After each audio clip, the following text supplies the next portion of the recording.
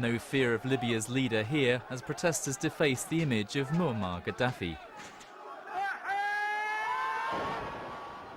These images posted on the internet are believed to be from the city of Misrata in the northwest of the country, supposedly a Gaddafi stronghold. We can't confirm when this material was gathered, but it looks as though the leader is losing ground. Here in Tobruk in the northeast, the protesters gained control several days ago. This is the heartland of the resistance, and people were unafraid to speak out. Gaddafi, go away, we don't want you, neither you or your family or your tribe, nothing, we don't want you anymore. So with Libya's upheaval just over a week old, just how much of the country does the Gaddafi regime still control? And what are the tribal allegiances? Protesters now claim to control towns and cities on the entire eastern half of the Mediterranean. In Tobruk, the once highly secretive missile bases are reported to be guarded by local people. In Benghazi, the scene of fierce fighting at the weekend, a local security committee is arresting foreign mercenaries. Protesters are claiming to control all the way to Ajabia, close to the key oil fields in the Gulf of Sidra. Here, the Zahawi tribe, long excluded from power, have threatened to cut off supplies, and the opposition could be closing in still further. All this leaves Gaddafi's power centred around Tripoli, Libya's capital, in the west. He's supported there by his own Gaddafi and Mahria tribes, who for the most part are fiercely loyal. Another redoubt of support is in the south, Sebha, where Gaddafi's tribe is from, and where he brings in mercenaries from Chad. But it may not be enough.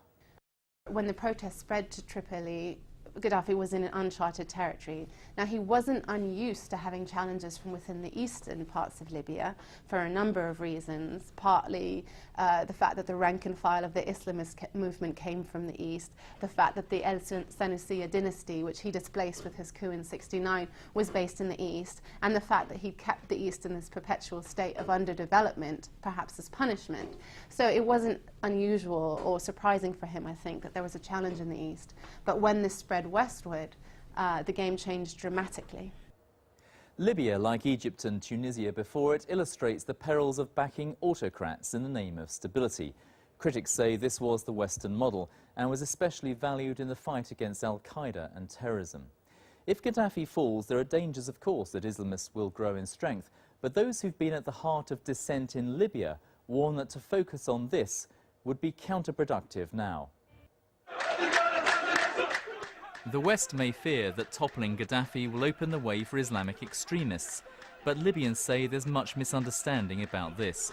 Some of these men, here celebrating their impending release from prison, belong to the Libyan Islamic Fighting Group. LIFG carried out violent attacks throughout the 1990s, but in 2009 they renounced violence after negotiating with Gaddafi's son. I think the level of how to treat the people. Noman Benotman fought in Afghanistan and had close links with al-Qaeda. He was the LIFG leader who turned against extremism and negotiated this deal. There is a huge opportunity for the whole world, to help the Middle East to shape itself again, or reshape itself based on freedom, democracy, liberty, civil society, mutual coexistence, and even mutual interest with the West, with the whole world. So all this talk about al-Qaeda is not helpful? It will jeopardize, I think, this opportunity. But the architect of this reform, Saif al-Islam Gaddafi, lost credibility when he sided with his father in a rambling speech earlier this week. We will agree on a new Libya, a true Libya. Either this or Libyans be ready for separatism and civil war. This is a very dangerous regime to be in its final death throes, and it's pursued a strategy of divide and rule for 42 years. And in actual fact, I think we'll see elements coalescing around Gaddafi that aren't only fighting for their political and economic privileges, but rather for their lives. Troops patrol in the capital, Tripoli.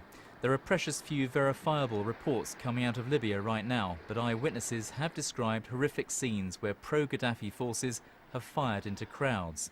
Estimates of the dead range from hundreds upwards. We don't talk about politics here, excuse me. We don't talk about even traditional war, like as if two countries, they're fighting each other. It's something beyond the imagination. It should just a regime decide to launch a massacre against his own people. It's beyond the we don't talk politics here. the bottom line. That's why I think a lot of tribes and army officers, police force, they really decide to give up the regime.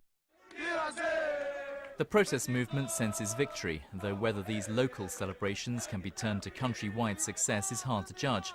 Tonight, US Secretary of State Hillary Clinton said everything is on the table to persuade the Libyan government not to use violence against its own people. But with the stakes so high, one of the old guard Middle Eastern revolutionary leaders is unlikely to topple without a brutal fight.